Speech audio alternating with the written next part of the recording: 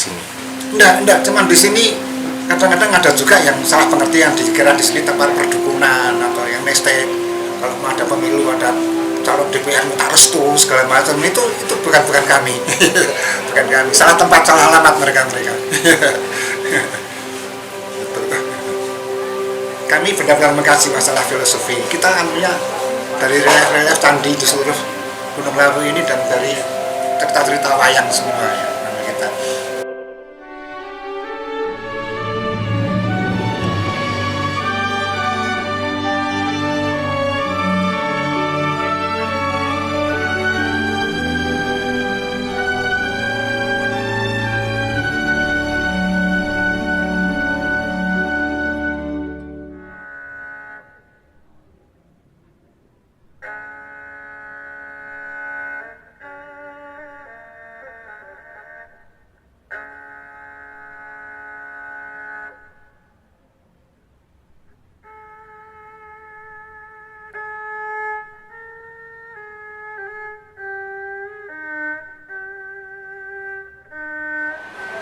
Padepokan Segara Gunung ini dulu berdiri sekitar tahun 90-an ya.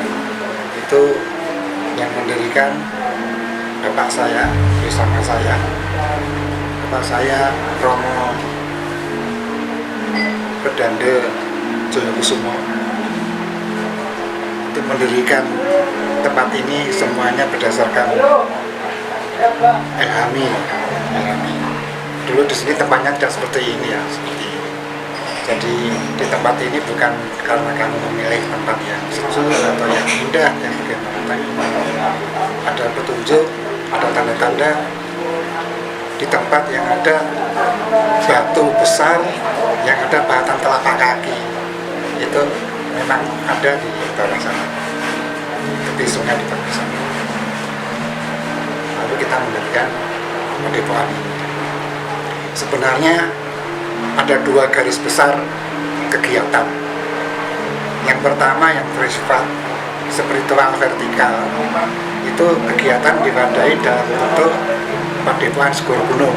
Itu di sini itu mengkaji tentang nilai-nilai warisan leluhur yang berkaitan dengan filosofi spiritual. Lalu yang kegiatan yang kedua itu kiprah di bidang seni budaya. Itu kita beri nama Babaran Segara Gunung, Rumah Budaya Babaran Segara Gunung. Itu tempatnya di Yogyakarta, di Kota Gede. Itu sampai sekarang juga sangat aktif, ya, sangat aktif. Intinya ya kita mengkaji tentang proses kreativitas asli Jawa kuno ya, para empu. Itu kita jadikan materi untuk suatu pendidikan kreativitas seni.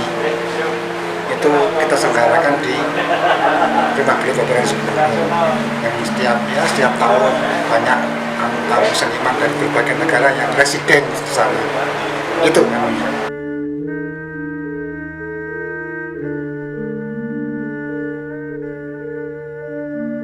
Di sini itu bukan aliran agama, bukan aliran kepercayaan, tapi aliran kebudayaan.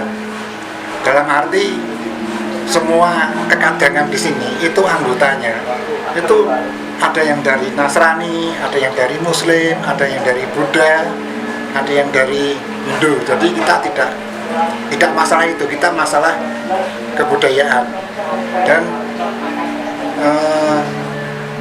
dari berbagai suku lah banyak di sini ya. Jadi tidak suatu aliran kepercayaan atau suatu aliran agama, dalam arti semua yang ada di sini ini macam-macam agama.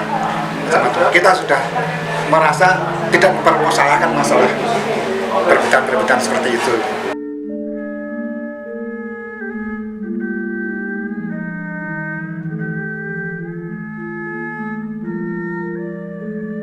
Kita buku atau lab kita itu perjalanan hidup kita. Jadi kita memang ilmunya ilmu kasunyatan ya. Jadi berdasarkan kenyataan dan pengalaman hidup yang itu kita jadikan satu pelajaran bersama. Gitu.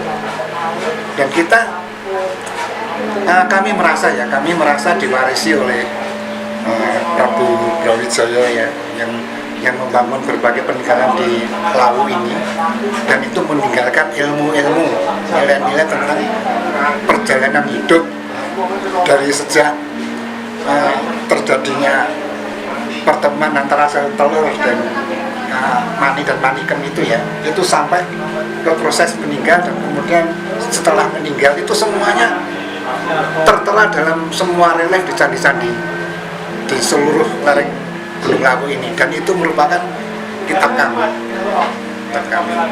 Jadi tidak pernah ada apa ya, karena kami semua meyakini semua memahami suatu agama itu susah, karena kitabnya sifatnya kewahyuan, sehingga kami merasa dengan kita mendalami budaya kita akan bisa lebih mudah memahami apa yang dimaksudkan oleh kitab suci masing-masing. Harapan kami, semakin kita memahami kebudayaan kita sendiri, kita semakin mensewu. Yang Islam akan semakin Islam, yang Nasrani akan semakin Nasrani, yang Hindu akan semakin Hindu.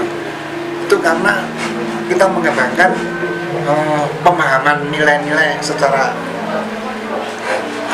jati diri ya. Itu kan, jadi tidak pernah ada pembahasan itu ya.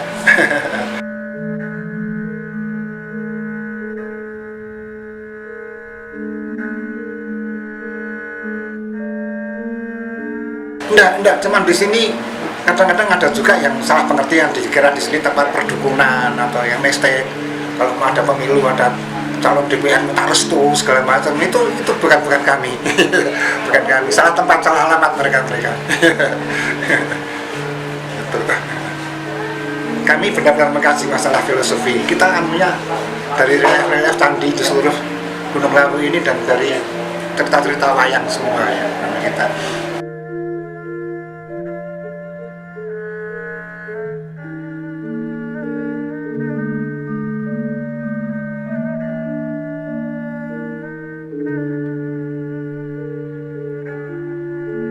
Ya, semua pasti ada zamannya ya. Semua ada zamannya, dan semua memiliki formula hidup masing-masing sesuai zamannya ya. Ya kita memahami, namanya kabut jagat gitu ya, memahami situasi zaman. Nah itu pentingnya memperdalami seni budaya dan nilai-nilai kedalaman untuk bisa kita selalu hidup sesuai dengan zaman.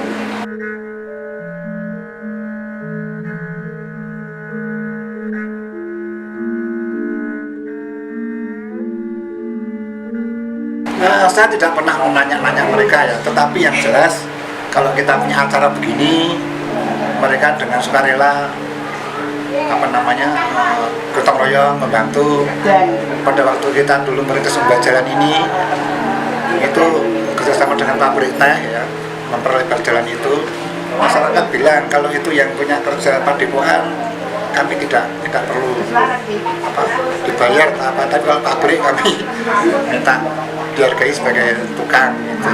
Tapi kalau kita yang itu kita sama-sama, jadi sering padepokan ini untuk masyarakat sekitar sini ya, selalu terbuka ya, mau bikin kopi, bikin sendiri, mau apa adanya di dapur itu ya. Itu hanya memang rumah ini jauh kan dari pemukiman ya, jauh, jadi kita agak terpencil gitu, tapi masyarakat yang sering cari rumput, cari apa ya biasa aja, bukan masuk di sini.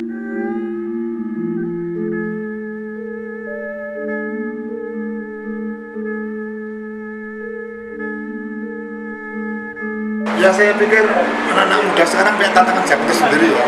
Cuman kita juga membekali. Ya, kami selalu menekankan bahwa hidup ini seperti pohon. Artinya kalau akar kita semakin dalam, menembus lapisan-lapisan tradisi asli, mengisap sari-sari makanan, warisan nilai-nilai leluhur, itu akan tumbuh besar, tinggi, ranting-ranting dan daunnya menggapai angkasa, menghisap udara kontemporer. Itu selalu kami tekankan seperti itu. Mengakar tapi tumbuh. Kita pernah berpikir dikotomis.